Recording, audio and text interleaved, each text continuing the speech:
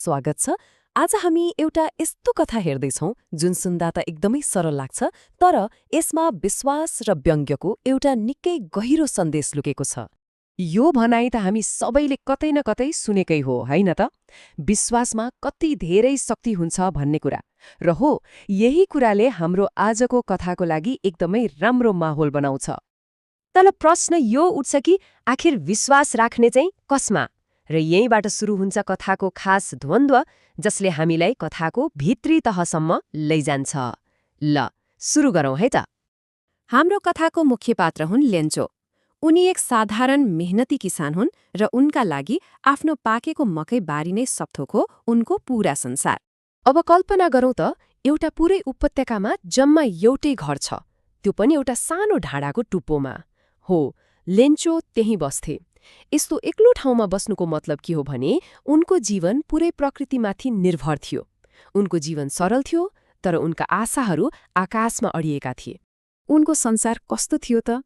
फुलले ढकमक्क पाकेको मकैको खेत, पर बगिरहेको नदी, छोराहरू कोही खेतमा काम गर्दैछन्, कोही घर नजिकै खेल्दैछन्, श्रीमती खाना बनाउँदैछिन्।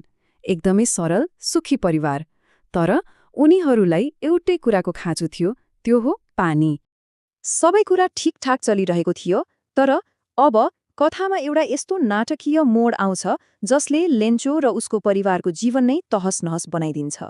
जब पानी पर्न थाल्यो, लेन्चो कति खुसी भए होलान्। उनले भने, यी त पानीका थोपा होइनन्, यी त नयाँ सिक्का हुन्।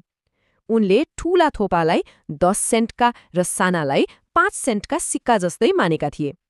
उनको लागि त्यो पानी अमृत बराबर थियो। तर उनको त्यो खुसी धेरै बेर टिकेन। आशा थियो जीवन दिने पानी पर्छ भनेर, तर वास्तविकतामा भइदियो सबै कुरा नष्ट गर्ने विनाशकारी असिना वर्षा। विनाश कति भयानक थियो भन्ने कुरा लेन्चोको यो भनाइबाटै थाहा हुन्छ। उनको पुरै खेत नुनले ढाके जस्तो सेताम्मे भएको थियो र उनको मनमा पीडा बाहेक केही थिएन। अब के गर्ने त? सबै कुरा सकिएपछि लेन्चोले एउटा अनौठो योजना बनाए। उनको मनमा एउटै आशा बाँकी थियो, ईश्वर। उनले निर्णय गरे, म ईश्वरलाई नै चिठी लेख्छु। उनले आफ्नो खेतमा फेरि बिउ छर्नको लागि 100 पेसो मागेर सहर गएर त्यो चिठी पठाए। ठेगाना केवल ईश्वर। अब कथाको पाटो अलिकति मोडिन्छ।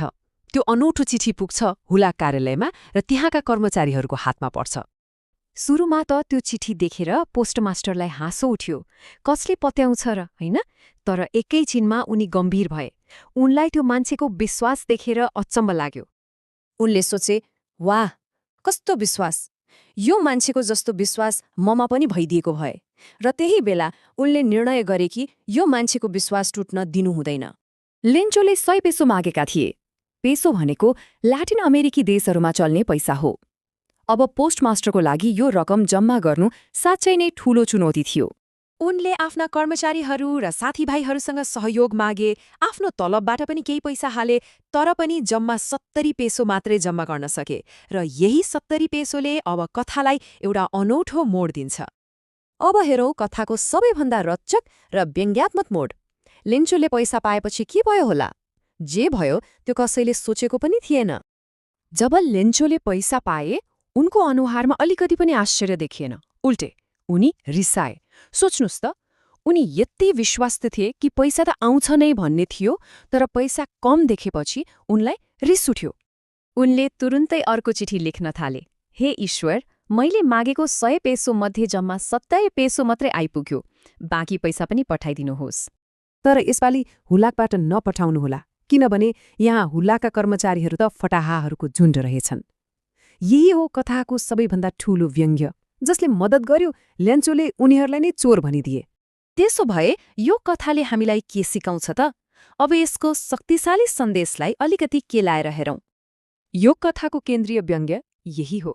एकातिर लेन्चो छन् जसको ईश्वरमाथिको अटुट विश्वासले उनलाई मानिसहरूप्रति नै शङ्कालु बनाइदिन्छन्। अर्कोतिर पोस्टमास्टर छन् जसले मानवतामा विश्वास राखेर मद्दत गर्छन्, तर बदलामा बदमाशको उपमा पाउँछन्। कस्तो दुःखद गलतफहमी! र अन्त्यमा यो कथाले एउटा गहिरो प्रश्न छोडेर जान्छ। जब कोही कसैलाई गुमनाम भएर मद्दत गर्छ, तब त्यसको राम्रो, नराम्रो, श्रेय र दोष आखिर कसको भागमा पर्छ त?